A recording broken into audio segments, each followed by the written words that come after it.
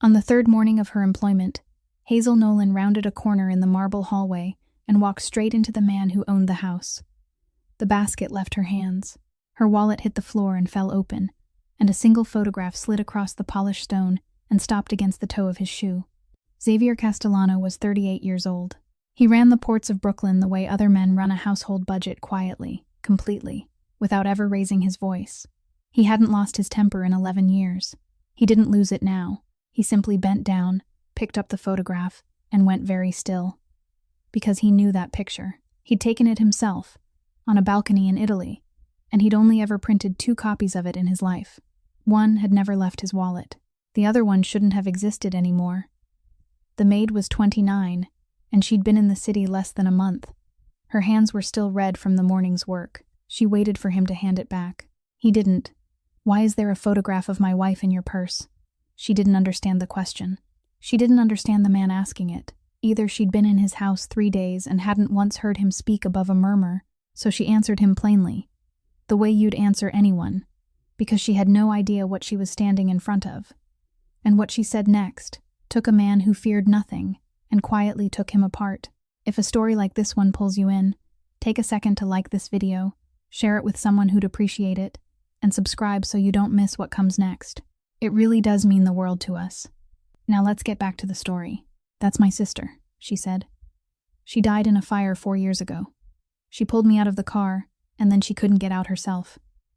Xavier didn't answer. He heard every word clearly. And he also heard the way she said them, calmly, without embellishment, in the voice of someone who had told the story enough times that it no longer hurt her the way it once had. He turned the photograph over. On the back were 3 words written in blue ink, slightly blurred by the passing years. His own handwriting.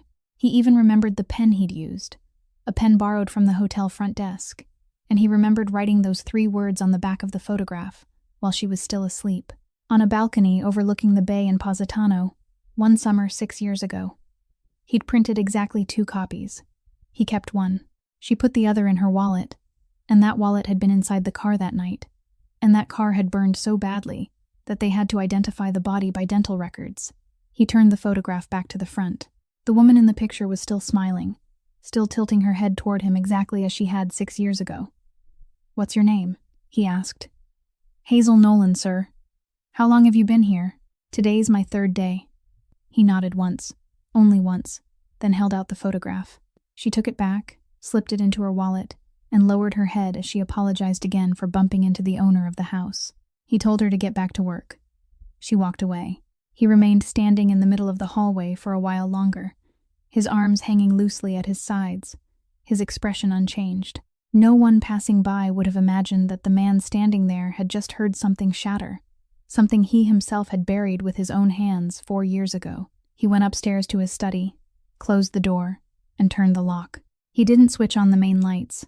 He opened the safe behind the painting, took out an old leather wallet worn pale at the corners, pulled out his own copy of the photograph, and laid it on the desk. Then he sat down and stared at it, alone, for a very long time. The same frame, the same angle of sunlight, the same tiny scratch along the upper right edge, where the printer had caught the paper when he'd printed the 2 copies one after the other at the photo shop on Court Street. He reached for the phone and dialed a number. "Tommy," he said. His voice was no louder than when he called for someone to bring him coffee. "There's a new maid here named Hazel Nolan. I need everything on her.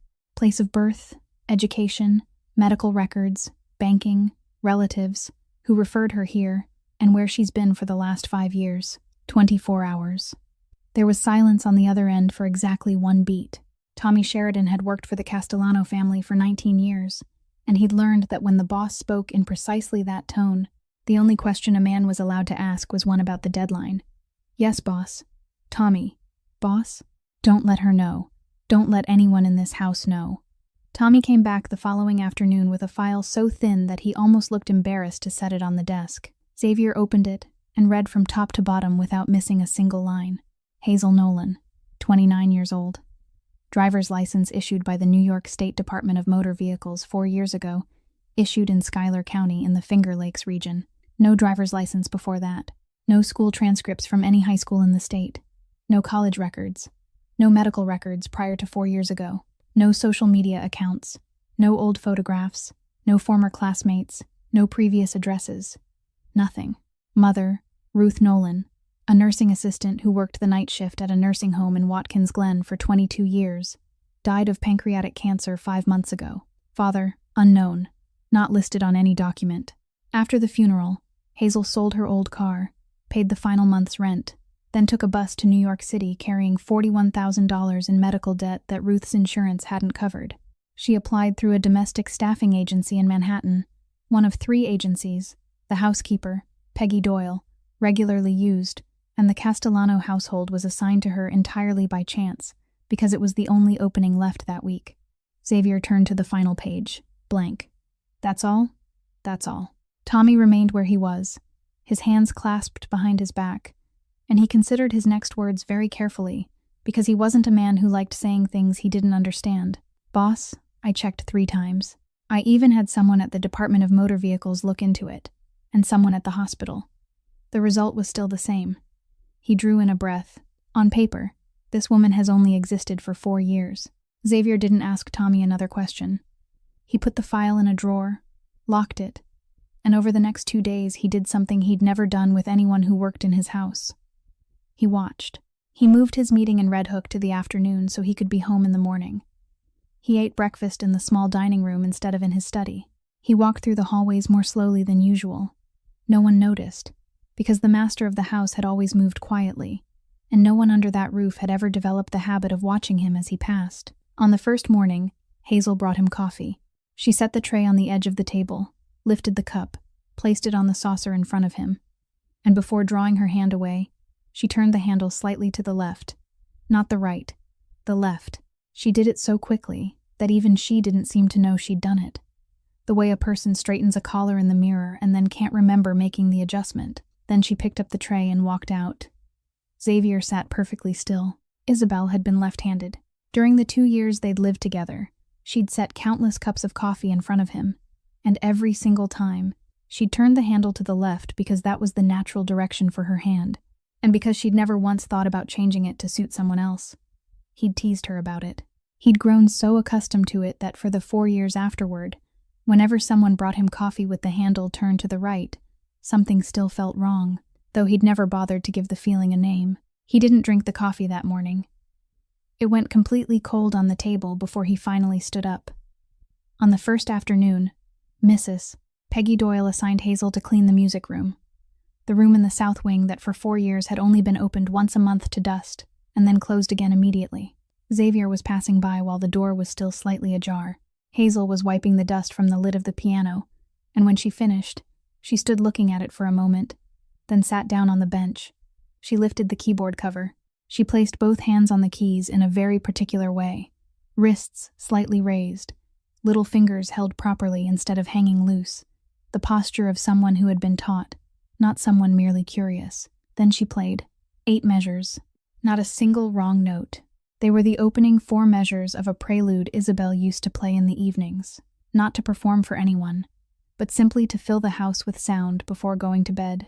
At the 8th measure, Hazel jerked both hands away from the keys, as though the wood had suddenly turned hot beneath her fingers. She remained seated for several more seconds, her hands clenched together in her lap, her breathing shallow. Then she stood, closed the keyboard cover, picked up her dust cloth, and moved on to the windows as though nothing had happened. In the hallway, Xavier raised one hand and braced himself against the wall. On the second morning, Hazel was assigned to clean the second-floor corridor. She worked from one end to the other at a steady pace, neither fast nor slow. Xavier stood at the top of the stairs, hidden behind the turn in the hallway, and watched her make her way gradually toward the far end, where there was an oak door that hadn't been opened since September. 4 years ago, Mrs. Peggy had given her very clear instructions, just as she did with every new member of the household staff, that the room at the end of the hall wasn't to be cleaned, opened, or knocked upon. Hazel wiped her way down the corridor until she was about 3 steps from the door, then stopped. She didn't touch the handle. She didn't look around to see whether anyone was watching. She simply stopped and stood there, still holding the cloth in one hand, her eyes fixed on the grain of the wood. 1 minute passed, then 2. Her shoulders drew inward slightly, like someone standing in a cold wind without understanding where the wind was coming from. Mrs. Peggy came upstairs looking for her and found her standing there. What are you doing? Hazel turned around, and on her face was the genuine confusion of someone who had just been awakened. I'm sorry, ma'am. I told you already. That room isn't to be cleaned. Yes, I know. I wasn't going to go inside. Mrs. Peggy studied her for a moment. Then why are you standing there? Hazel opened her mouth, then closed it. She looked down at the cloth in her hand as though the answer might somehow be written there. I don't know, she said. I was cleaning, and then my feet just stopped. I really don't know why. Mrs. Peggy gave a small disapproving sound and told her to go downstairs and help in the kitchen with lunch. Hazel nodded, apologized again, and left. She passed the turn by the staircase without ever knowing that someone was standing just beyond it. When the sound of her footsteps had completely faded downstairs, Xavier stepped out. He walked the length of the corridor to the very end, to the exact place where she'd been standing, and stopped there, 3 steps from the door. He looked at the oak door he'd locked with his own hands 4 years earlier, then placed the key in his desk drawer, and hadn't taken it out even once since. Then he turned, went straight down to his study, and called a telephone number he used only when someone in the house needed to be examined, without leaving a record anywhere. That afternoon, Mrs. Peggy found Hazel in the kitchen, and told her the boss wanted to see her in his study. She said it in the tone people use when delivering bad news they don't want to be responsible for. Hazel took off her apron, dried her hands, and went upstairs. She knocked twice, heard him tell her to come in, then stepped inside and stopped about 2 paces from the desk. Xavier indicated the chair opposite him. She sat on the edge of it, her back straight, both hands resting on her knees. Sir, she said before he had a chance to speak, if this is about what happened in the hallway this morning, I'm sorry. I didn't mean to go into that room. I know the rule. He didn't answer. She understood that silence in the only way someone in her position could. I know I'm clumsy. I know I bumped into you on my first day. But I can do the work, and I learn quickly. If Mrs. Peggy has any complaints, I'll correct whatever I'm doing wrong. She paused for a moment. I need this job, sir. Please don't let me go. Xavier looked at her. He had sat across from men who had killed without blinking, and he knew exactly when someone was putting on an act. She wasn't. She was simply afraid of losing her job, and she was trying to say what she needed to say as briefly as possible, so she wouldn't be a burden. I didn't call you up here to fire you, he said, her shoulders lowered slightly. I want to ask you about the photograph. She looked up, a little surprised. The picture of my sister? Can you tell me about it? Hazel was silent for a moment, not because she was reluctant, but because she was arranging the story in her mind so she could tell it in order and keep it concise. I woke up in a county hospital, she began. I didn't know which hospital it was. My mother didn't tell me until much later. My face was completely wrapped in bandages, with only my eyes and mouth uncovered. I couldn't speak for the first few days because my throat burned so badly. There was a woman sitting beside my bed. She held my hand and said, "It's Mom." She said the last words in the same ordinary voice someone might use to describe an ordinary morning. I believed her, she continued, not because I was stupid, because at that moment I had nothing else to believe. I didn't know my name. I didn't know where I'd come from. There was one person sitting there calling me her daughter, and in that whole hospital, she was the only one there for me. Put yourself in that position, sir. You'd believe her too. Xavier didn't move. Her name was Ruth Nolan. She was a nursing assistant. When I was discharged, she took me home to Schuyler County, to a small town near Watkins Glen. She rented a 2-bedroom house. She worked nights, and I stayed home learning how to walk again. She called me Hazel. She told me that had been my name since the day I was born, that she'd chosen it herself. Hazel looked down at her hands. She took care of me for 4 years. She cooked for me. She took me to my follow-up appointments. She never let me go without anything, even though she had almost nothing herself. She was my mother, sir. I don't care what the paperwork says. What about your face? During the first year, she took me to Toronto 3 times, Hazel said. To a plastic surgery clinic there. I asked where she got the money, and she said she'd saved it her whole life. I wondered about it, but back then I was still learning how to hold a spoon without shaking, so I stopped asking. She gave a small shrug. She only ever said one thing. My daughter shouldn't have to carry scars on her face. That was all she said, and she never spoke about it again. Xavier placed both hands flat on the desk. And the photograph? She gave it to me 2 weeks before she died. By then, she couldn't get out of bed anymore. She told me to open the nightstand drawer and take it out. Then she placed it in my hand. Hazel paused. She said the woman in the picture was my sister. She said my sister had pulled me out of the burning car and hadn't been able to get out herself. She told me to keep the picture safe because that was the person who had paid the price for me to still be sitting here. She raised her eyes to him. I don't remember her, sir. I don't remember that face, her voice, anything at all. But I carry the photograph with me everywhere. Because if someone died in my place, then the least I can do is carry her with me. The only sound left in the study was the clock on the mantel. Xavier let the silence remain for a while, then asked in exactly the same voice he used when requesting a number from a report. Do you have any other scars? Hazel didn't find the question strange. She'd sat in front of many doctors over the past 4 years. She pulled her left sleeve up to the elbow and held her forearm beneath the desk lamp. On the inner side, running diagonally from just below the elbow toward the wrist, was a thin white scar, old and faded, like a thread lying beneath the skin. This one isn't from the fire, she said. The doctors told me it had been there for a long time, probably from when I was a child. I don't know either. Xavier looked at the scar exactly 1 second longer than necessary, then thanked her and told her she could go downstairs. She pulled her sleeve back down, stood, lowered her head, and walked out. When the door closed behind her, he remained exactly where he was. Isabel had gotten that scar when she was 9 years old, after falling off her bicycle on the gravel road leading to the beach in Montauk, and she used to joke that it was the only thing on her body no one had ever photographed. The next morning, Mrs. Peggy informed Hazel that the house had a rule requiring live-in staff to undergo a medical examination during their first month, and that the family's private physician would examine her that afternoon. Hazel nodded immediately. She had worked as a waitress in Watkins Glen before, and every place had required a physical. She didn't ask why the owner of the house was sitting in the back seat on the same ride, because in the 2 weeks she'd spent in that house, she'd learned that people there didn't explain things, and no one asked questions. Dr. Warren Pike's office occupied the ground floor of an old building on the edge of Carroll Gardens. There was no sign, only a small brass plaque engraved with his name beside the doorbell. Pike was 63 years old and had treated 3 generations of the Castellano family, and in 28 years of practicing medicine for them, he'd never once asked why. He checked her blood pressure, listened to her heart and lungs, drew blood, and made notes. He did everything in the proper sequence of an ordinary physical examination, slowly enough that there was nothing about it worth remembering.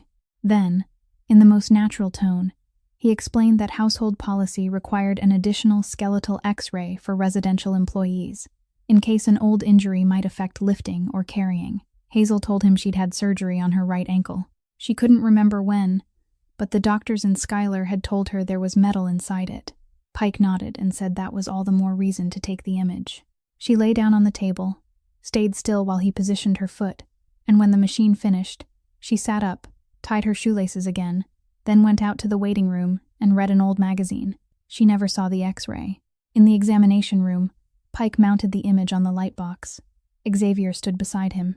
In the right ankle, clearly visible beneath the white light, was a thin metal plate secured by 2 titanium screws. This plate isn't standard stock, Pike said. This model has a batch code engraved directly into the plate. Every batch is registered by the manufacturer to the hospital that ordered it. He took a magnifying glass, examined the edge of the image, copied the sequence of characters into his notebook, then sat at his desk and made 2 phone calls. The first lasted 4 minutes. The second lasted longer. Xavier stood motionless beside the window the entire time and didn't ask a single question. When Pike put down the receiver, he picked up a pen, wrote several lines on the paper in front of him, then slid it across the desk toward Xavier without saying anything else. There were 3 lines on the page. Hospital in Manhattan. Open reduction and internal fixation of the right ankle. June, 8 years ago. Patient name, Isabel Hart. Xavier read the 3rd line, then read it again. He remembered that summer. He remembered her slipping on a wet stone step after the rain. And he remembered carrying her down to the car. And he remembered how irritated she'd been about having to wear a cast for 8 weeks in the middle of summer. Back then, she still went by Hart. She hadn't married him yet. She didn't even know what he did for a living. You're sure? he said. Batch codes don't repeat, Xavier. It leads to exactly one hospital, one date, one patient. Pike took off his glasses and wiped them with the edge of his white coat. He didn't ask why a woman who had been buried 4 years earlier was sitting in his waiting room reading a magazine. He simply opened a drawer, took out 2 swabs, and said, "We still need to be certain. The X-ray only proves the plate belongs to her. It doesn't prove who she is." Xavier nodded. He called Hazel back in. Pike told her the procedure was still missing a cell sample for her allergy file, and she opened her mouth while he swabbed the inside of her cheek twice, without asking any questions. She thanked him, asked whether she would need to come back again, then went outside to wait in the hallway. Once the door was closed, Xavier reached into the inside pocket of his coat and took out a small plastic bag yellowed around the edges. Inside was a comb, and several strands of hair were caught between its teeth. He placed it on Pike's desk. That comb had been lying in Xavier's desk drawer for 4 years, in the same drawer as the key to the room at the end of the second-floor hallway, and he'd never once opened that drawer for any other reason. How long? If I send it tonight? And if I call the right person at the lab over in Jersey? 48 hours. Pike picked up the plastic bag and looked at it for a moment. Xavier, let me ask you something as a doctor. If the result comes back the way you think it will, what are you going to do? Xavier fastened the button of his coat. I haven't thought that far. Then you should start. Pike placed the 2 swabs and the comb inside an envelope, wrote 2 numbers on it instead of 2 names, then sealed it. Outside in the car, Hazel was already sitting in the back seat with her cloth bag held against her body, and when Xavier opened the door and got in, she asked whether there had been anything wrong with the examination, because she'd been worried about the weight she'd lost over the past few months. He told her there was nothing wrong. She breathed out in relief and turned to look through the window for the entire ride home, while he sat exactly an arm's length away from her in silence, counting down 48 hours. For the next 2 nights, Xavier didn't sleep. He didn't lie down even once. He walked from the study window to the bookshelf and back again, hour after hour.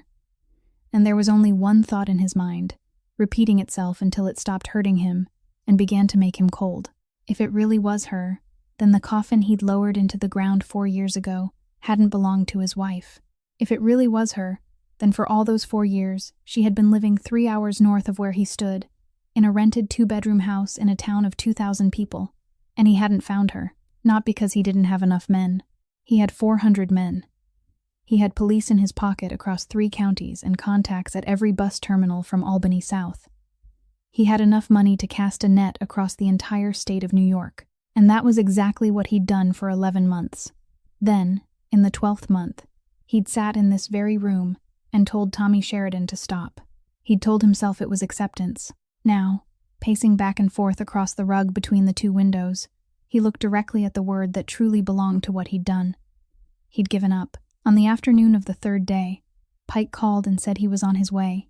He arrived wearing a raincoat, handed Xavier a plain white envelope with nothing written on the outside, then automatically stepped back into the hallway and closed the door without needing to be told. Xavier sat down at the desk. He turned the lock from the inside. He opened the envelope with his father's letter opener and pulled out the sheet of paper. There were many lines, many numbers, many technical terms. He read only one line near the bottom of the page. Probability of biological match greater than 99.9%. He read it 3 times. Then he placed the paper on the desk, pressed his palm flat over it, and lowered his head. This was a man who hadn't raised his voice at anyone in 11 years. He had sat in silence while someone told him his father was dead. He had stood watching one of his warehouses burn to the ground and spoken exactly 4 words. Now, alone behind a locked door, his shoulders began to shake, and he cried without sound, without holding anything back, until the collar of his shirt was wet and the paper beneath his hand had crumpled along the edge. Half an hour later, he washed his face, unlocked the door, and called Pike inside. The doctor had been standing in the hallway the entire time, and he didn't ask a single question. He simply sat in the chair across from Xavier, rested his case on his lap, and went straight to what he'd come there to say. Before you do anything, you need to hear me out. Xavier nodded. From what she's told us, and from what I saw on the head imaging the other day, she suffered a fairly severe traumatic brain injury. Add to that psychological trauma on a level I don't care to imagine. Pike tapped a finger against the edge of his case. Her memory isn't gone. It's blocked. Her brain did that to keep her alive. It's a wall, and that wall has been standing there for 4 years. So when does it come down? It'll come down on its own. One brick at a time. A smell, a sound, a sentence, a place where she sits. She'll begin remembering small fragments first, and she won't understand why she remembers them. He looked directly at Xavier. But if you push that wall down, that's different. If you walk up to her and tell her she's your wife, that she died 4 years ago, that everything she believes about her life was constructed for her, then I don't know what will be left of her. I've seen 2 cases like that in my career. Neither of them ever came back. You're telling me I can't tell her. I'm telling you that if you tell her today, you may lose her a second time, and this time no one buries anyone. She'll still be sitting there breathing, but there may be no one left inside. Pike stood. You asked me the other day what you were going to do. Now you have to answer that question. He walked out and closed the door behind him. Xavier sat alone in the study after darkness had completely settled outside. He thought about going down to the kitchen right then, calling her name, her real name, and watching her turn around. He thought about that moment longer than he wanted to admit. Then he thought about the bewildered look on her face at the end of the second-floor hallway, when she'd stood there 3 steps from the door and said she didn't know why her feet had stopped. He'd waited 4 years to find her. He could wait longer. He stood, picked up the test result, opened the safe behind the painting, and placed it inside beside the old leather wallet. He closed the safe and turned the lock. He wouldn't tell her. He would keep her in this house, close to him, within sight, and he would stand between her and anything that might reach her, without being allowed to call her by her own name. When he switched off the study light and stepped into the hallway, another thought was already waiting for him there, and this one was colder than everything he'd just endured. His wife hadn't crawled out of that car on her own and somehow traveled 3 hours north by herself. Someone had taken her. That thought followed him through the night, and by morning it had taken on a clear and unmistakable shape. A woman injured badly enough to lose her memory couldn't have left the scene on her own. Someone had signed the document declaring her dead, and that document had to carry someone's signature. The body inside the car had to belong to someone, and in the 4 years that followed, not a single clue had slipped through the net he'd cast across the entire state, which meant either there had been a hole in his net, or someone had already been standing at that exact hole, making sure nothing passed through. At 7 o'clock that morning, he called Tommy Sheridan to the study. He didn't explain a single word about Hazel Nolan, and Tommy didn't ask. Reopen the accident investigation, Xavier said. Everything.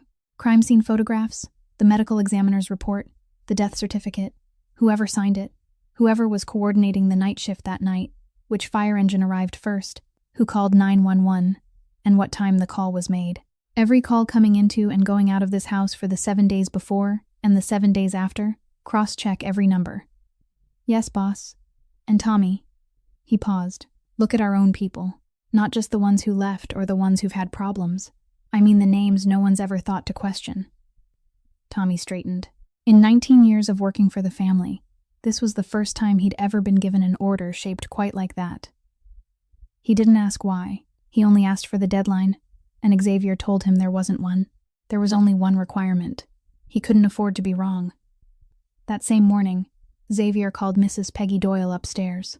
He told her briefly that Hazel Nolan would be reassigned to the second-floor library, where she would handle the records, cleaning, and organization of documents. She wouldn't clean bedrooms, she wouldn't help in the kitchen, and beginning that week, her salary would be doubled. Mrs. Peggy stood silent for several seconds. Sir, she's only been here 2 weeks. I know. There are people who've been here 10 years. I know that too. She said nothing more, because in that house, people didn't say more. She went downstairs and repeated the instructions using exactly the words the boss had used, adding nothing and taking nothing away, and somehow that very lack of addition or omission made the entire kitchen understand it in precisely the way she wanted them to understand it. By that afternoon, everyone in the house knew. No one said anything in front of Hazel. They simply stopped talking whenever she entered a room, then resumed when she left. They stopped saving a portion for her at the staff table and told her she could help herself. Someone forgot to give her the key to the filing cabinet and insisted it really had been an accident. Mrs. Peggy never forgot anything. But when Hazel asked whether she should organize the files by year or by name, the older woman only said, "Ask the boss. He seems to have plenty of time for you lately." Hazel endured it for 4 days. On the 5th day, she waited in the stretch of hallway leading to the main staircase, a place where she knew for certain Xavier would pass at 6 o'clock in the evening. When he appeared, she stepped out and stood directly in his path. She was holding a stack of file folders against her chest with both arms. "Sir, may I ask you something?" He stopped. "I'm grateful for the raise. That amount of money is a great deal to me. I'm not going to pretend I don't need it." She drew in a breath. "But I've only been here 2 weeks. I haven't done anything to deserve it. And now everyone in this house looks at me in a way I don't think you can imagine." He didn't answer. "I don't understand what you want from me," she said. "I truly don't. But I need this job, sir. I need it more than you realize." Her voice remained low and calm, and that was precisely why the words cut deeper. "Please don't turn it into something else." Xavier stood there, one step away from her, and couldn't find anything to say. He had sat across from men who wanted him dead, and always had an answer ready. He had turned down sums of money larger than anything this woman had ever seen in her life, and he'd never needed more than a second to find the right words. Now he was looking into the face of his wife, a face that some stranger's hands had rebuilt from the beginning, and he had nothing he could give her that wasn't either a lie or something that might destroy her. At last he said only, "I'll speak to Mrs. Peggy." She looked at him for another moment, then nodded, apologized for blocking his way, and continued down the hall. He remained where he was until the sound of her footsteps had completely disappeared. The next morning, the black car from the airport reached the front gates before 9 o'clock. Elliot Graves had spent 6 days in Miami finishing the remaining business with the people at the marina, and he returned, carrying his leather briefcase and moving with the familiar stride of a 57-year-old man who had crossed the threshold of this house more times than anyone else still alive. He passed through the main foyer toward the study. Hazel was standing beside the staircase, holding a stack of files in both arms, and she stepped aside to let him pass, just as any household servant would. He walked past her. He didn't turn his head, but on the 3rd step after passing behind her, his pace slowed for exactly half a beat. Only half, so brief that she didn't notice, and the doorman standing at the far end of the foyer didn't notice either. Then he continued up the stairs without saying a single word to anyone. 3 nights later, Xavier was still awake in his study when he heard the wine cellar door alarm shift by a single beat on the control panel. He went down by the west staircase without turning on the hallway lights. The cellar door stood slightly ajar. Below, the wall lights remained at their lowest setting throughout the night, bright enough to see the way and not bright enough to make out a person's face clearly. Hazel stood at the far end of the passage, barefoot on the concrete floor, still wearing her nightclothes, both arms hanging at her sides. Her back was turned to him as she faced the old wooden door in the deepest corner, the door leading to the ventilation passage his father had ordered built back in the 70s. She wasn't touching the handle. She wasn't moving. Xavier walked toward her slowly, and when he was about 2 steps away, he called her name once, quietly. She didn't react. He called it a second time and lightly touched her elbow. She jolted violently, spun around, and for the next 2 seconds looked around with the expression of someone who had just been thrown into a strange place. "Why am I down here?" she said. It wasn't a question. She looked down at her bare feet, then up at him, then back at the door. "I was asleep in bed. I've never come down here. I don't even know how to get down here." She stepped backward, and her hands began to tremble. "Please don't tell Mrs. Peggy. Please. People will think there's something wrong with me." "No one's going to say anything," he said. "Go back to your room." He followed behind her all the way to the top of the 3rd-floor staircase, keeping enough distance that she wouldn't feel crowded, then stopped there until he heard her bedroom door close. That night, Hazel dreamed. There were no clear images in the dream, only the smell of gasoline, thick and sweet, and clinging to the back of her throat, only the sound of metal being torn apart. One long sound, very close, right beside her left ear. Then everything went silent, and inside that silence there was a man's voice. The voice wasn't panicked. It didn't rise. It was calm in the particular way of someone reading from a list. It said exactly one sentence. "Don't let her get out of the car." She shot upright in bed, her heart pounding so hard that she had to sit still for a long time before she could breathe normally again. She couldn't remember a single face. She didn't know whose voice it had been. But by morning, when she washed her face, both of her hands were still trembling, and she didn't tell anyone a word about it. At 9 o'clock that morning, Tommy Sheridan came up to the study, carrying a stack of papers much thicker than the one before. He placed it on the desk and opened it to 2 places he'd already marked. "Boss, I've got 2 things. I can't explain either one." Xavier nodded for him to continue. First, the death certificate. The man who signed it was the medical examiner on duty that night at the county examiner's office. He certified the identity based on dental records and signed off in less than 20 hours, much faster than normal procedure. Tommy turned to the next page. 3 months later, he took early retirement. Another 6 weeks after that, he bought a house in Naples, Florida. $420,000. Paid in full, cash.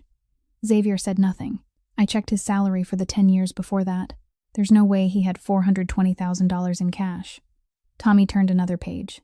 The second thing is stranger. He pulled out a sheet of paper yellowed around the edges, a copy of one of the household's internal forms. I went back through the vehicle log from that night. The car left here at 9 o'clock, but the person who signed for the keys wasn't Mrs. Isabel. He turned the paper around so Xavier could read it. The driver was Alice Brandt, 24 years old. Household employee, worked on the 2nd floor, had been here 1 year and 4 months. Xavier looked at the name. He looked at it for quite a while. He knew he'd approved the woman's hiring, because every household personnel file passed through his hands, but he couldn't remember her face, couldn't remember her voice, couldn't remember whether he'd ever spoken to her. Where is she? That's the part I don't understand, boss. Tommy pulled out a second sheet. Her personnel file says Alice Brandt resigned. There's a formal resignation letter, signature and approval. He placed one finger on the lower right corner. The letter is dated September 19th. Xavier looked up. The accident had happened on the night of September 16th. 3 days later, Tommy said. A woman who was behind the wheel that night signs a resignation letter 3 days later, and from that point forward there's no trace of her anywhere. No new tax records, no driver's license change, no rental records anywhere. Nothing. He closed the stack of papers. I asked around the house. 3 people vaguely remember a woman named Alice who worked on the 2nd floor. No one remembers when she left. No one remembers saying goodbye. Xavier stood and walked to the window. Outside, one of the gardeners was dragging a hose across the lawn. Does she have any family? Her mother, in Yonkers. Address. Tommy wrote the address on a piece of paper and handed it to him. Boss, do you want me to send someone? No, Xavier said. He folded the paper and slipped it into the inside pocket of his coat. I'm going. He drove himself. He didn't let anyone come with him, and he told no one where he was going. The house in Yonkers stood at the end of a steep street, 2 stories tall, with an iron fence already rusting. The doorbell was broken, so he had to knock.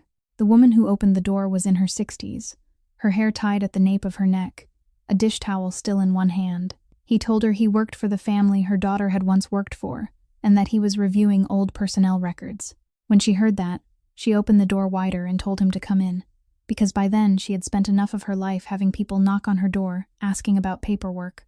She poured coffee into 2 mismatched cups and sat across from him at the kitchen table. My Alice worked there for more than a year, she said. She loved it. She said the house was big, they paid her on time, and nobody ever yelled at her. She pushed the sugar toward him. Then all of a sudden she left.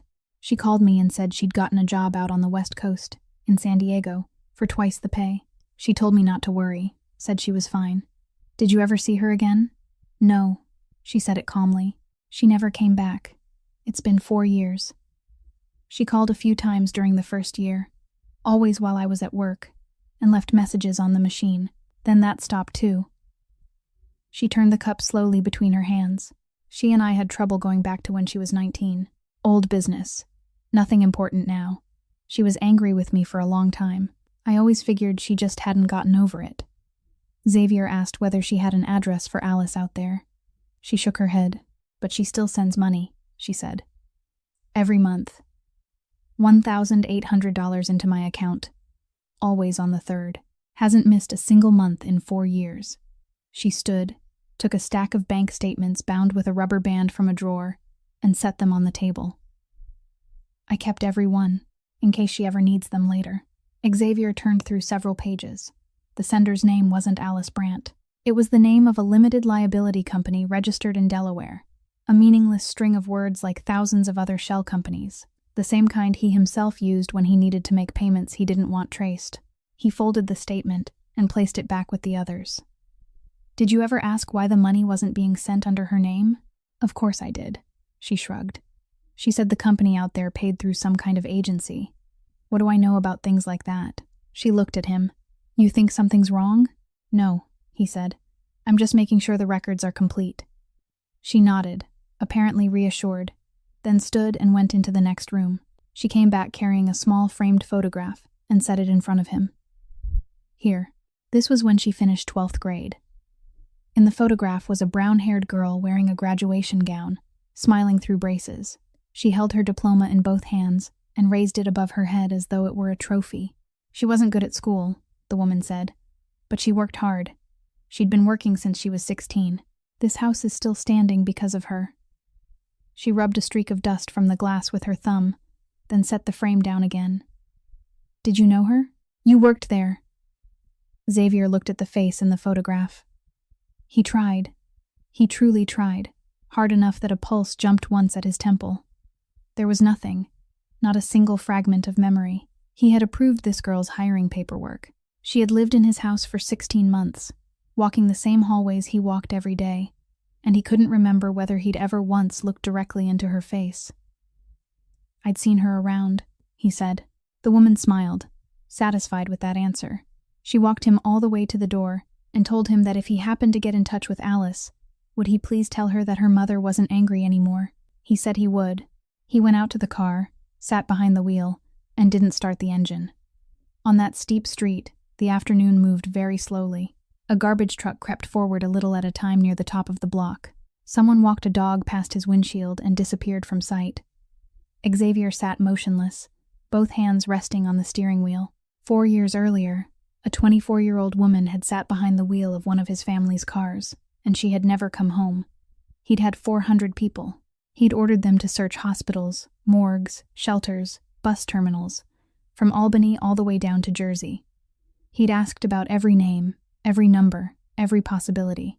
And through all 4 of those years, not one person in his organization had asked a single question about Alice Brandt. Not because they were hiding anything, because no one had thought of her. Because in that house, she had been the woman who cleaned the second floor. And the woman who cleaned the second floor wasn't on the list of things anyone thought needed to be counted. He hadn't asked either. He couldn't even remember which rooms she'd worked in. He sat there until the streetlights came on one by one along the road.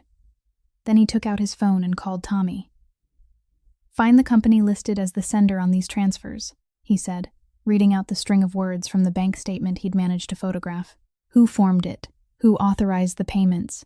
And which account the money comes from? Yes, boss. Xavier ended the call, started the car, and for the entire drive back to Long Island, he didn't turn on the radio once. Julian Castellano walked into the study without knocking. He was 35 years old, ran 3 casinos in Atlantic City, and over the past 12 years he had learned that the only way to make his older brother pay attention was to do something loud. He threw a stack of papers onto the desk. Hazel Nolan, Julian said. Driver's license issued in 2021. Nothing before that. You know how long it took me to get this? 40 minutes. 40 minutes. And I'm not the boss around here. Xavier didn't touch the papers. The whole house is talking about you doubling the salary of some girl who's only been here 2 weeks. I don't care what you do with the staff. But you've got Tommy digging back through the accident files. You've called Pike to the house twice in 1 week. You drove yourself to Yonkers without telling anyone. He planted both hands on the edge of the desk. What are you hiding from me? Xavier raised his eyes to his younger brother. My business. Julian stood still. He waited for another sentence. Any sentence at all. An explanation. A flash of anger. Something he could hold on to. Nothing came. He gave a short laugh, picked the papers back up, and walked out.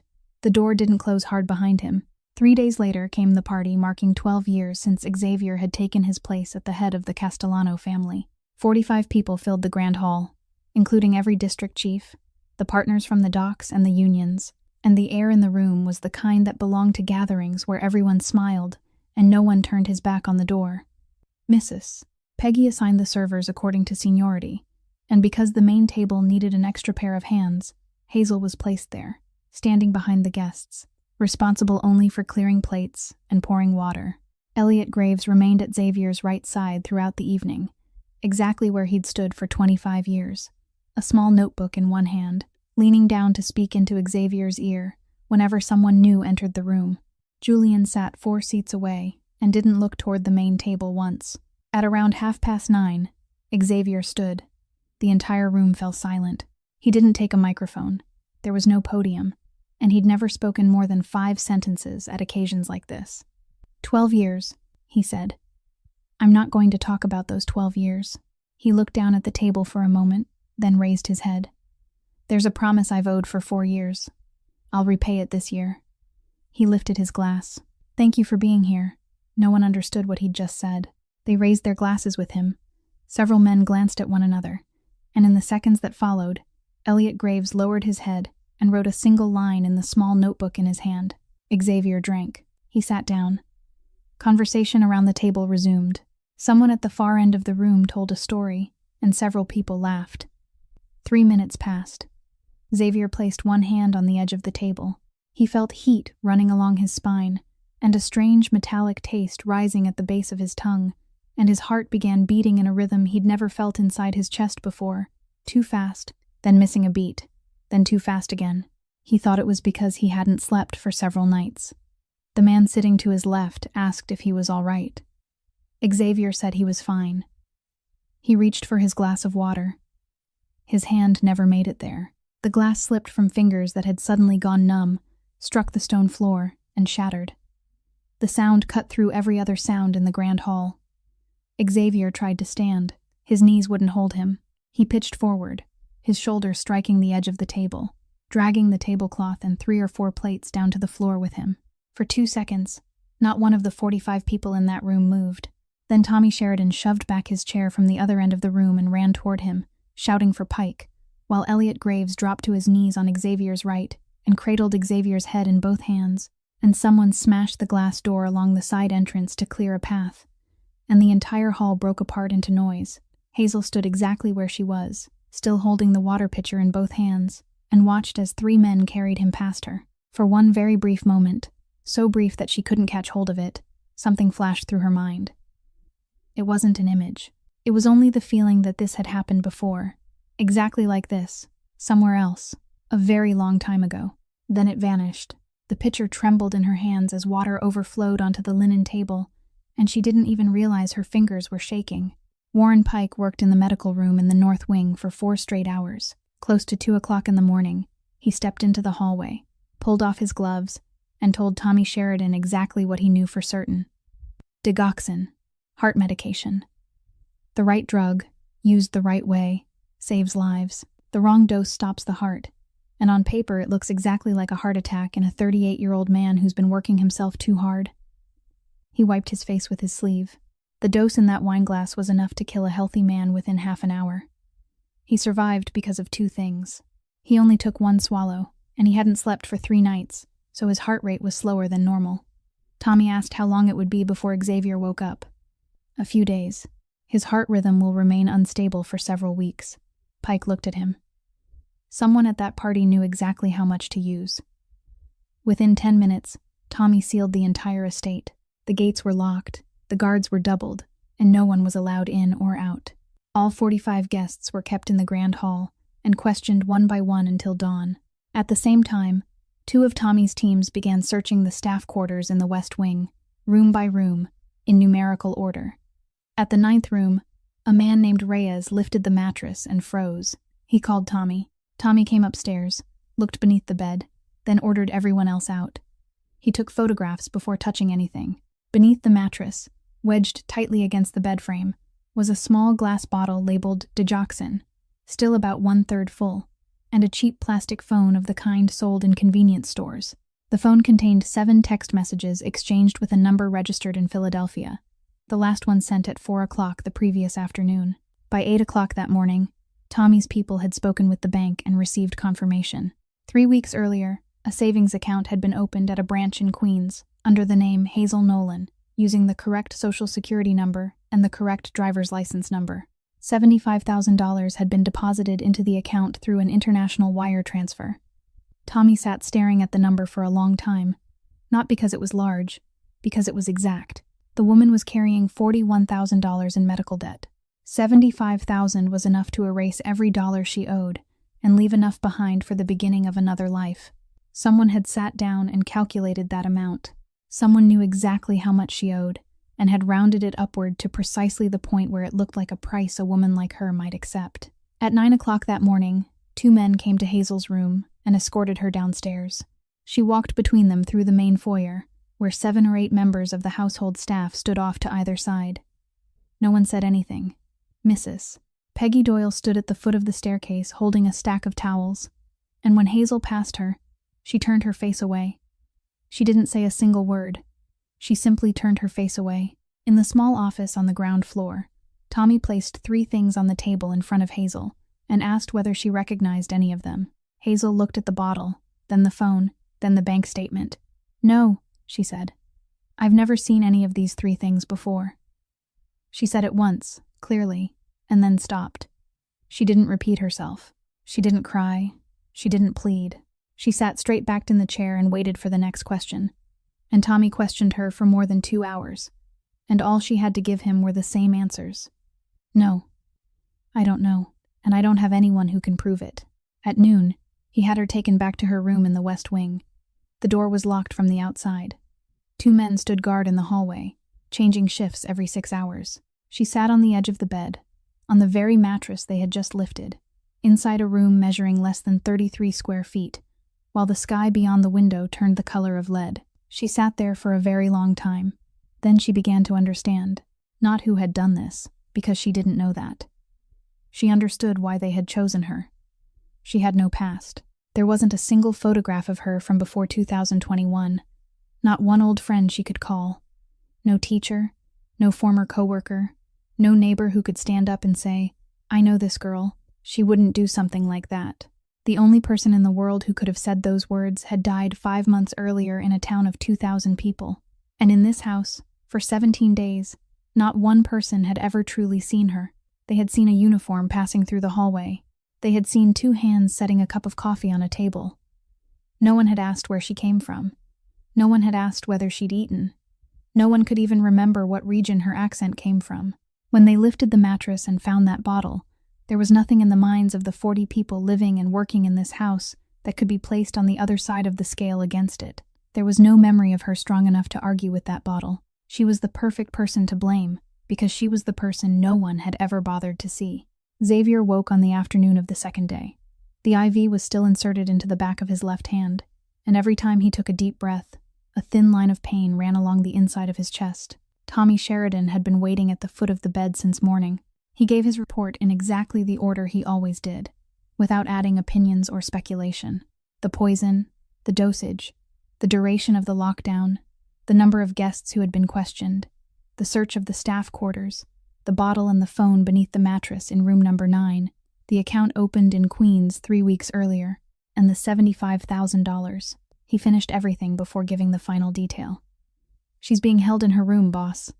Locked from the outside, 2 men on guard." Xavier stared at the ceiling for a long time. Then he said 3 things. "Don't touch her. Feed her. Move her to the room at the end of the 2nd floor hallway." Tommy remained still for half a second. He was one of only 3 people in the house who knew that door had been locked since September 4 years earlier, and he knew where the key was kept. He didn't ask anything. "Yes, boss." At 9 o'clock that night, room number 9 was unlocked, and Hazel was taken upstairs. She didn't ask where they were taking her. When the oak door at the end of the hallway opened, and she was told to go inside, she stopped at the threshold. The room beyond was dark, and in that darkness lingered the scent of old cedar, the smell of a room that had been sealed for a very long time. They switched on the light, closed the door behind her, and locked it. She walked around the room twice. She didn't touch anything. Then she sat on the edge of the bed, and after that she lay down on that very bed, and she slept for 3 hours, the first sleep she'd had since the night of the party. 2 hallways away, Xavier lay awake. He kept turning over one thing in his mind, the bottle beneath the mattress, the phone beside the bottle, both of them under the mattress belonging to the very person being accused. In the room bearing that person's name, in the first place anyone conducting a search would look. He had spent 38 years in a world where people hid things that needed hiding in places no one would think to search. Not in the first place everyone would think of. He had seen evidence buried beneath concrete floors, stuffed into ventilation ducts, sent to relatives in another state. He had never seen anyone hide it beneath his own mattress. And there was something else.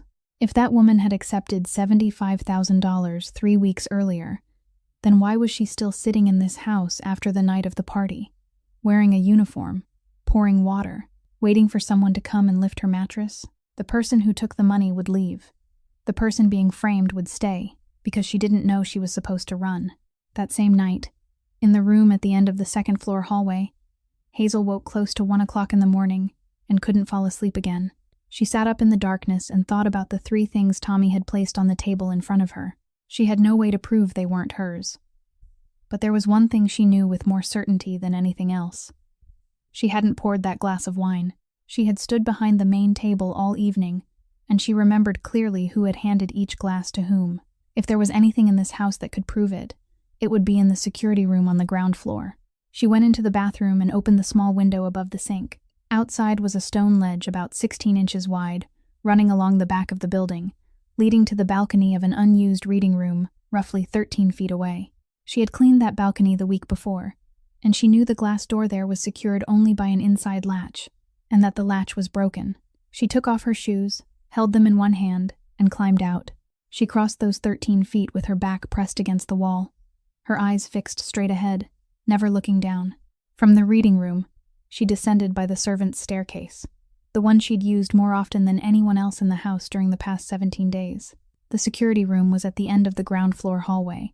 The overnight guard was a young man, and around 1:30 every morning he went outside to smoke by the side door for exactly 7 or 8 minutes, something every maid in the house knew because they were the ones who had to sweep up the cigarette butt in the morning. She waited. When he left, she went inside. The system had no password, only an old piece of software displaying 16 camera feeds along a timeline. She found the night of the party and dragged the slider back to around 8 o'clock in the evening. The grand hall appeared on the screen, people moving through it, tables being prepared. She dragged forward, then the image jumped. The clock in the corner of the screen jumped from 8:31 to 8:53. She pulled it back. The same jump. She opened all 16 camera feeds one after another, and every single one was missing exactly the same stretch of time. 22 minutes. All at once. All cut at precisely the same points. Hazel sat motionless in front of the screen. The wine service had begun at 8:35. She heard the side door close at the far end of the hallway and knew the night guard was coming back inside. She returned the software to the exact frame it had been on before, switched off the monitor, and left by the servants' staircase. She went back up toward the second floor by the same route, and when she reached the landing in the east wing, she heard voices. She stopped. At night, the east wing hallway was lit only by wall lamps turned to their lowest setting.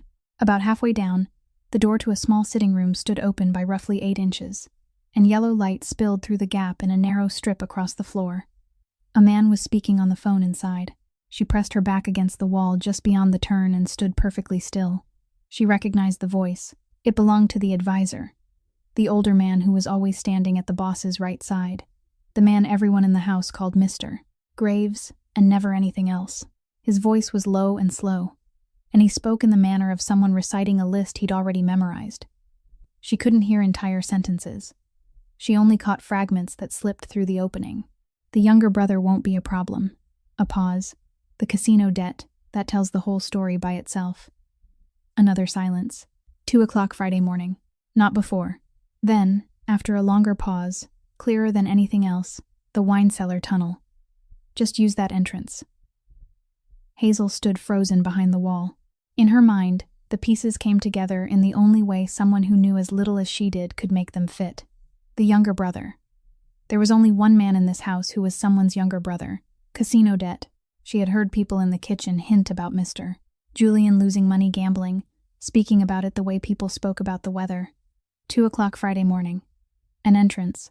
She understood that the man in that room was arranging a way in for the boss's younger brother to do something on Friday night, and that the poisoned glass at the party had only been the first step. She needed to get out of there.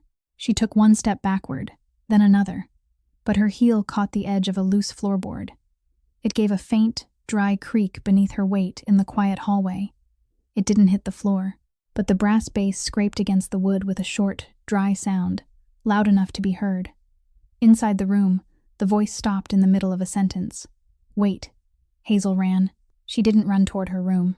She raced down the servants' staircase, crossed the ground floor hallway, circled back up through the west side, and by the time she reached the room at the end of the second floor corridor, the back of her nightclothes was soaked with sweat, and she had to lean against the door for a long moment before she could push it open. She lay down, pulled the blanket over herself, and listened. About 4 minutes later, footsteps passed through the hallway outside, slow and even, stopping for a while somewhere near the staircase before continuing on. She didn't sleep for a single minute before morning.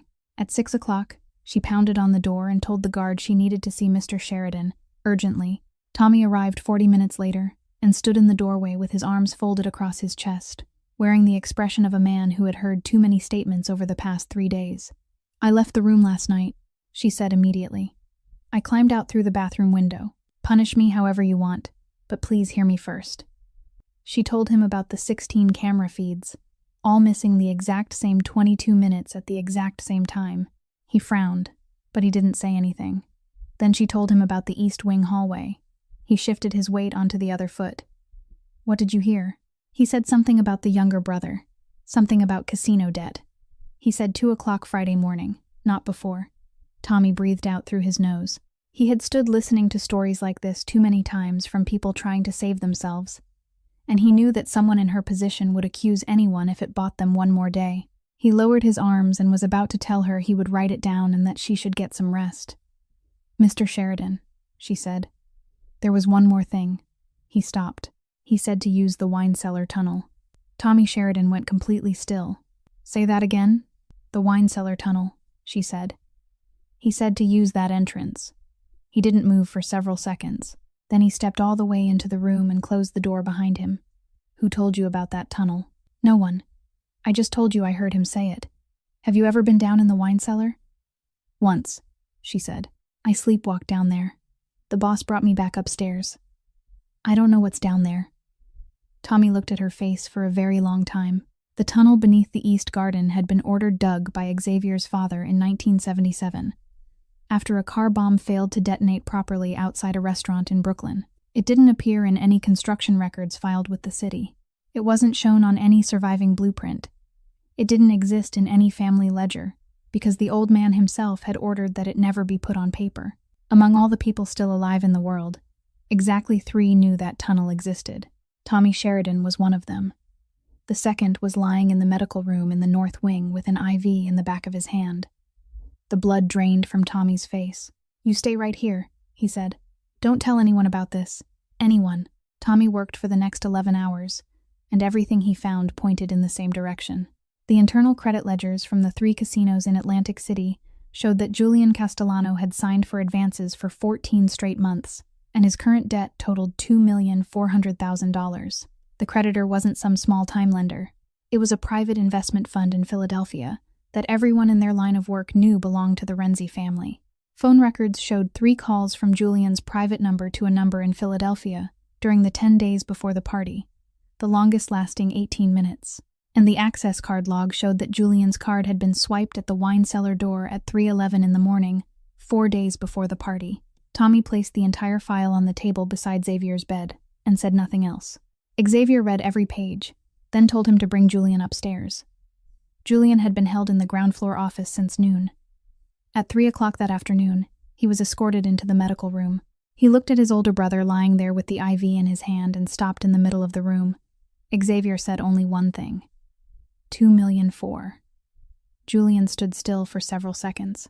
Then he dropped heavily into the chair near the door and covered his face with both hands.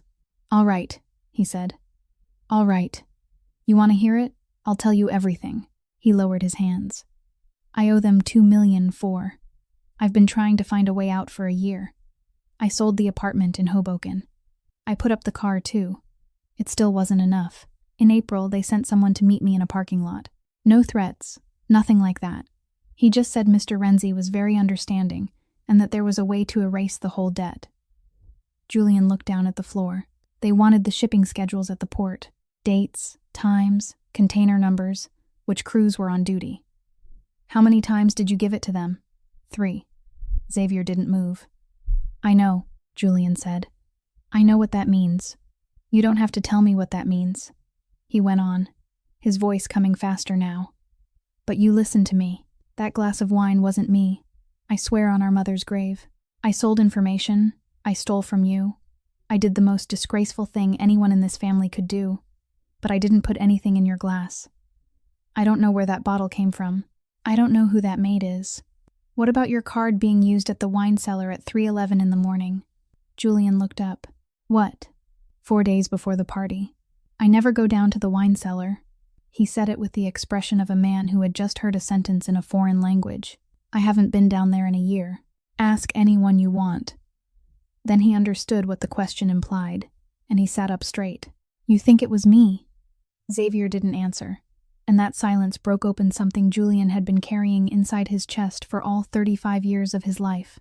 Of course, he said, and his voice began to shake. Of course you think that. You've never thought anything different about me. He stood. You know why I gamble? I don't even know.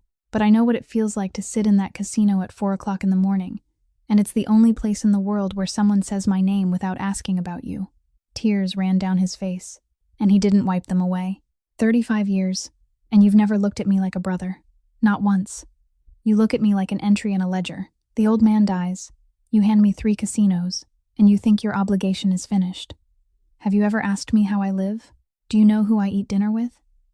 Do you know I sat outside your house for 3 hours the night Isabel died? 3 hours, in the car, waiting for you to call me inside. You never called. He wiped his face with his sleeve. Hand me over to whoever you want. I'm guilty. But I'm not guilty of that. And you can't even be bothered to believe me. And I'm used to that too. Xavier looked at his younger brother. He said nothing. He had Julian taken back down to the ground floor office and ordered that he be kept there. No restraints. No one laying a hand on him. When the door closed, Xavier lay still for a very long time, and a cold line moved down his spine. Everything fit too well. The debt fit. The 3 phone calls fit. The card swipe at 3:11 in the morning fit. It fit so perfectly that it looked exactly like the glass bottle beneath the mattress in room number 9. Xavier had spent his entire life in a world where real evidence was always messy, always missing a piece, always contradicting itself somewhere. Only planted evidence was ever this clean. At 6 o'clock that evening, he summoned Tommy Sheridan and told him to close the door. Friday, 2 o'clock in the morning, he said. 15 men. Only take the ones who've been with this family for more than 10 years. You choose every one of them yourself. Yes, boss. No general notice, no meeting, nothing in the duty log. You call each man separately, face to face, and you tell him verbally. Tommy nodded. What about Mr. Julian? Leave him downstairs. Xavier looked out the window, where darkness had already settled. And Tommy? No one is to know where he'll be stationed until 11 o'clock Thursday night. At 11 o'clock Thursday night, Tommy Sheridan called the men into the storage room in the north wing, one at a time, and told each of them where he would be stationed. 4 went down to the lower tunnel entrance, where the passage connected to the wine cellar. 3 took positions on the east roof. 4 spread out along the interior hallway. The remaining 4 held the grand hall and the north wing. No one was to leave his position, no one was to turn on a light, and no one was to speak over the radio unless someone crossed a threshold. At 1:45, 2 men came to the room at the end of the second-floor hallway and told Hazel to follow them. She asked where they were taking her. They didn't answer. They led her down 2 floors, through a steel door hidden behind the dry goods shelves in the kitchen storeroom, and into a small concrete-walled room that Xavier's father had ordered built in 1977. The door weighed more than 660 pounds. An older woman from the kitchen staff was already sitting inside. The men closed the door from the outside. Hazel heard the locking mechanism turn, and after that she couldn't hear anything at all, not a single sound from the world above. At 2 o'clock in the morning, the old iron door at the far end of the tunnel beneath the east garden was opened from the outside. Renzi's men entered single file, 19 of them, moving through the darkness without using lights. They went the full length of the tunnel and reached the final section where the passage opened into the wine cellar. And there, 4 of Tommy's men had been waiting behind the wooden rack since 11 o'clock that night. It happened very quickly. There came the sound of glass shattering all at once as several wine racks crashed down. Flashlight beams cut back and forth through clouds of dust and powdered concrete. Men's voices shouted over one another, and then there were 3 short bursts of gunfire followed by sudden silence. Above ground, the 3 men on the east roof held the hallway windows, while the rest of Renzi's group tried to circle around through the south garden and were stopped at the stone steps. Tommy Sheridan stood at the foot of the main staircase, where the grand hall met the interior corridor, because that was the point that, if it broke, would open the whole house. He took a bullet in the left shoulder. He shifted his gun into his right hand, braced the stock against his hip, and didn't give up a single step of ground until it was over. By 4 o'clock in the morning, silence had returned. 12 of Renzi's men had been captured, while the rest fled back through the tunnel and were stopped at the far entrance. 3 men from the Castellano household were wounded, and 2 were taken by car to a private hospital in Glen Cove before sunrise. Tommy let Warren Pike bandage his shoulder right there at the foot of the staircase, and refused to lie down. As for Don Salvatore Renzi, 61 years old, the man who had sat at the head of the Renzi family since before Xavier had learned how to tie a necktie, he was found in the tunnel about 100 feet from the entrance, sitting on a wooden crate with both hands resting on his knees. He wasn't holding a weapon. He had put it down on the ground when he heard the first shot. They brought him up to the grand hall at 4:20 in the morning. At 6 o'clock, Xavier came downstairs. He walked under his own power, slowly, steadying himself with one hand against the backs of the chairs as he passed the long table. The grand hall still carried the marks of the night. Broken glass pushed into one corner, 2 side doors torn from their hinges and propped temporarily against the wall.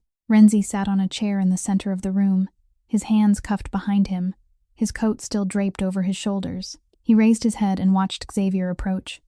"You're still standing," he said. Xavier pulled over a chair and sat facing him from about 6 feet away. $2,400,000, he said. "My brother owes you $2,400,000. He sold you the port schedules 3 times. Then you wanted more." Renzi studied him for a long while, and something appeared on his face that Xavier couldn't immediately read. The expression of an old man deciding whether something was worth saying. "You're talking about Julian," he said. "Yes. The boy does owe me money. I have papers with his signature on them." Renzi tilted his head slightly. "But I've never spoken to him. Not one word." Xavier remained still. "You think I'd send 19 men crawling into a tunnel I didn't know existed because of the word of a gambler?" Renzi said. "I've been in this business 40 years. I don't bet on debtors. I bet on the man bringing me the information." He looked directly into Xavier's face. "The man who called me 4 years ago and the man who called me this week are the same man, and he's sitting in the chair to your right." Xavier rose from that chair and went upstairs to the study without saying another word to Renzi. He didn't believe it. That was his first reaction, and it came before thought. Elliot Graves had walked into this house when Xavier was 13 years old. He was the man who had stood behind the boy in front of the mirror in the dressing room and taught him how to tie a proper necktie because his father had no time for things like that. He was the man who had sat in the second row throughout Xavier's father's funeral and remained at the cemetery until the last person had gone home. 25 years. Not one missed appointment. Not $1 out of place in the books. At 9 o'clock that morning, Tommy Sheridan came up to the study carrying a briefcase, his left arm resting in a sling. He didn't sit down. He placed 3 things on the desk, one at a time, leaving several seconds between each. The first was a printed copy of the recurring payment authorization from the company registered in Delaware. The $1,800 sent every month to Mrs. Brandt in Yonkers. On the final line, in the approval box, were 2 initials written in black ink, E.G. The second was a copy of a cash payment record for a plastic surgery clinic in Toronto, dated 4 years ago. $186,000. The payer was that same company. The third was the telephone record from the night of September 16th, 4 years earlier, pulled from carrier archives that had taken Tommy 3 weeks to dig out. Isabel Castellano's final call had been placed at 9:47 that evening and lasted 2 minutes and 19 seconds. The number she called wasn't her husband's. Xavier looked at those 3 sheets of paper for a very long time. Then he said, "Tell him to come up." Elliot Graves entered the study at 9:20. He came in, closed the door behind him, the way he'd done for 25 years, and looked down at the desk. He stood there for about 5 seconds. Then he pulled out the chair opposite Xavier and sat down, placed his briefcase on the floor, removed his glasses, and began wiping the lenses with the edge of his handkerchief. "You found it sooner than I expected," he said. Xavier sat down in his own chair. He didn't strike the desk. He didn't raise his voice. He simply sat there with both hands resting on the wood and asked one question. How long? 4 years.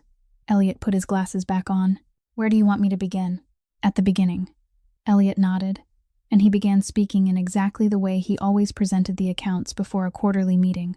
Orderly, precise, without a wasted word, leaving no room for emotion to enter.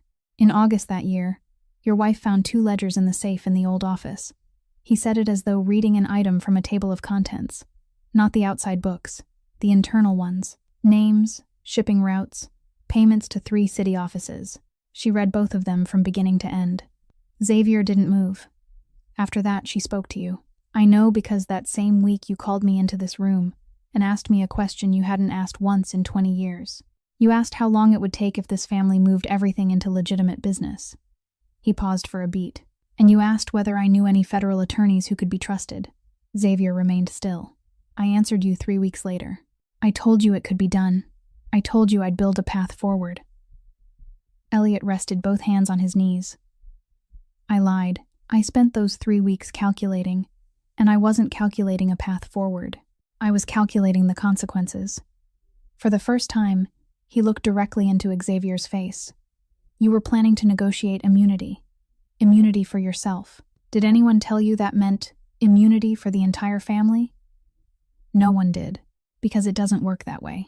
Once you sit down at a table with federal prosecutors, you have to give them something, and the only thing you have to give them is names. His voice remained even. 321 people, Xavier. I counted them. Some of those men had been with your father since they were 18 years old. Some had 3 children at home. They didn't know anything about your wife's dream. All they knew was that they went to work Monday morning and went home Friday night. And you were going to put all 321 names on the table in exchange for a new life for the 2 of you. Xavier said very quietly. You arranged the night of September 16th. Yes. Elliot didn't deny a single word. He didn't try to soften it.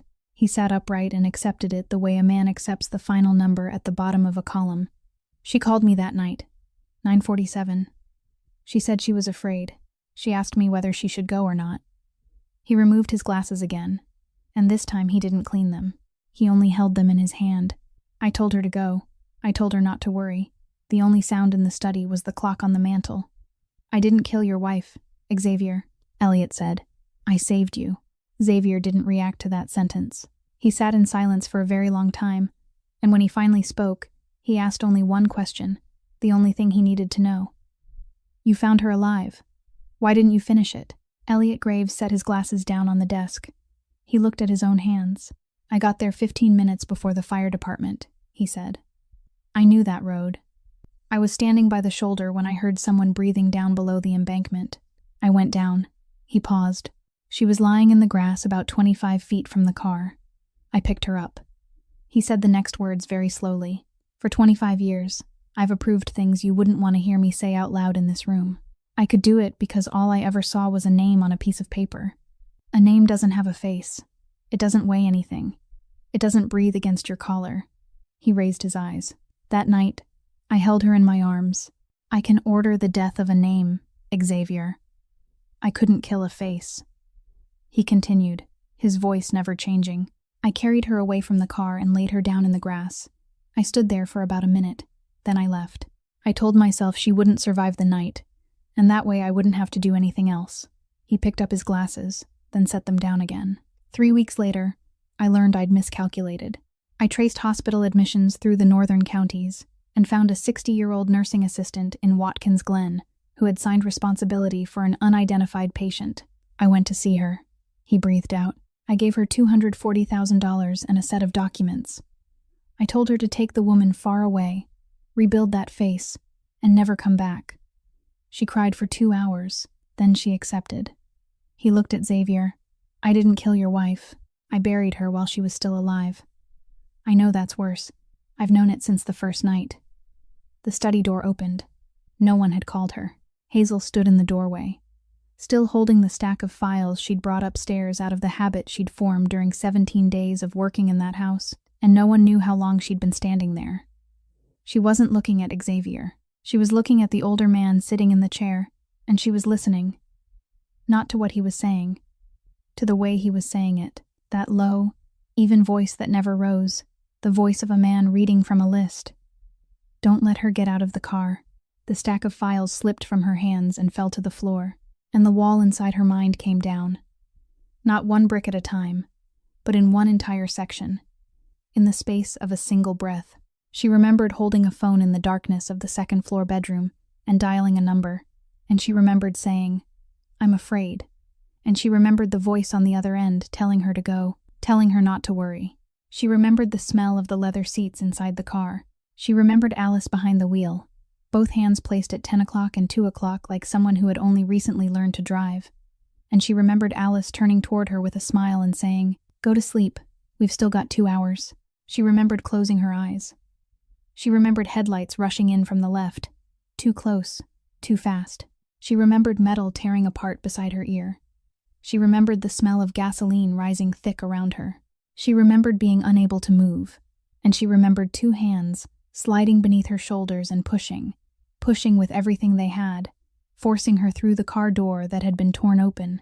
And she remembered those hands belonged to Alice, and she remembered Alice didn't come after her. She remembered lying in wet grass. She remembered footsteps coming down the embankment. She remembered a pair of hands lifting her. She remembered being carried for some distance, her chest pressed against a wool coat, and she remembered being lowered back into the grass. She remembered a very long silence above her. Then she remembered those footsteps moving away.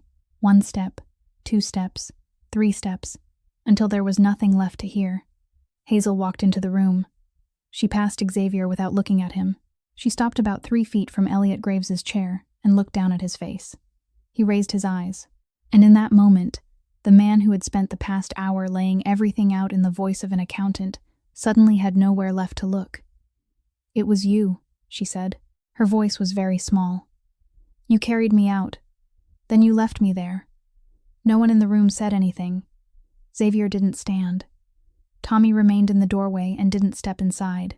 Elliot Graves sat motionless in the chair, both hands resting on his thighs, and he couldn't open his mouth. Hazel stood there a little longer. Then she said the second sentence, much more quietly than the first. "Alice died in my place. For 4 years, no one has said her name."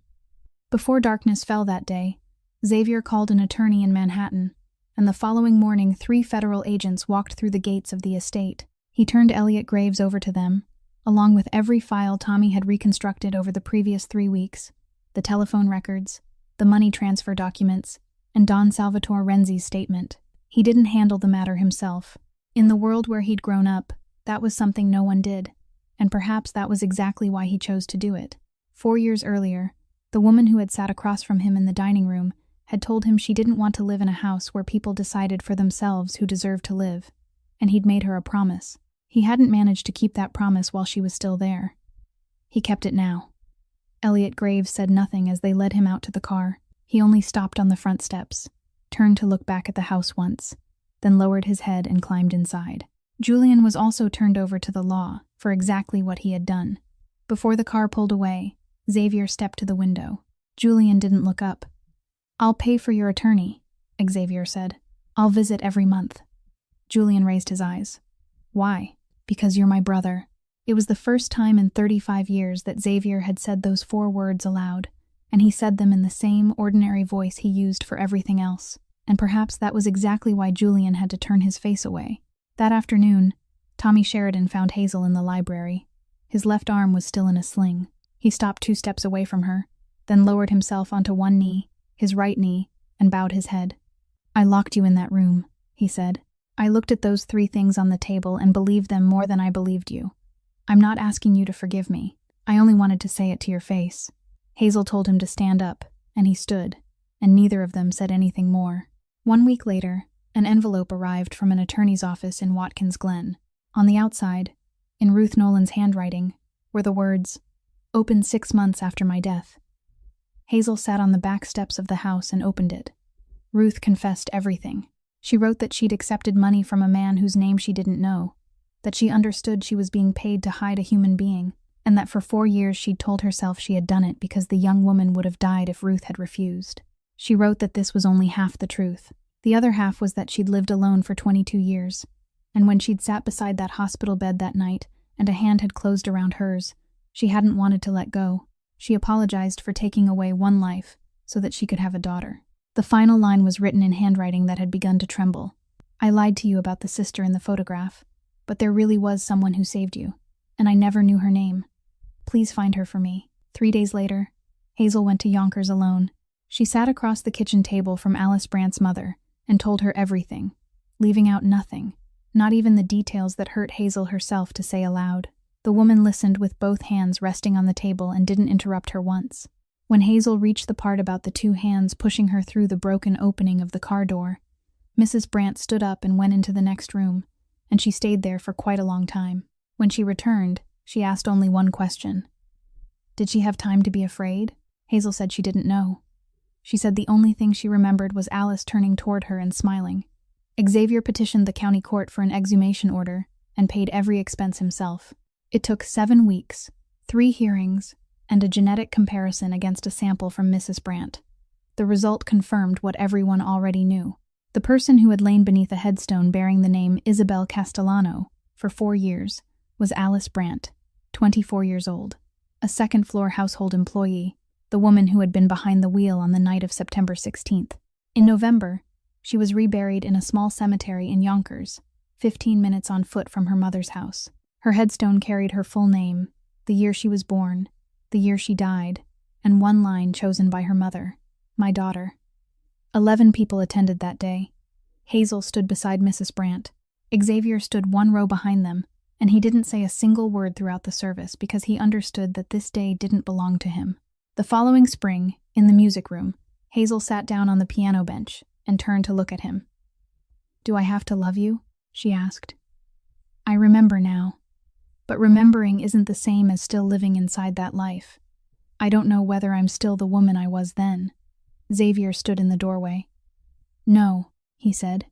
You don't have to do anything. If you want to leave, the door is open, and I won't come looking for you. She looked at him for a long time. Then she turned back, opened the keyboard cover, and this time she played the entire piece from beginning to end. She kept both names.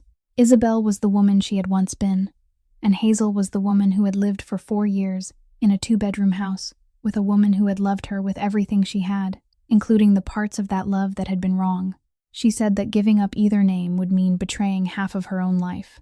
Over the next 18 months, Xavier Castellano moved the entire family out of the underworld. He sat down with federal prosecutors, surrendered what had to be surrendered, and accepted the price that came with it. The port operations, the unions, and everything that remained were moved into legitimate business under another name. The most important thing in this story isn't that a woman came back from the dead. It is that for 4 years, a 24-year-old young woman lay beneath a headstone carrying someone else's name simply because she was a housekeeper, and no one thought to count her. The greatest power a human being possesses isn't measured by how many people they can command. It is measured by whether they truly see each person standing around them. The person who brings us coffee every morning, the person who cleans the hallway where we work, the person who sits beside us on the same ride every day. Every one of them carries a life as complete as our own, and they need only one very small thing: to be seen. Dear friends, what do you think about this story, and in your own life? Have you ever suddenly realized that someone has been beside you every day, and yet you never truly paid attention to them? Please leave a comment below.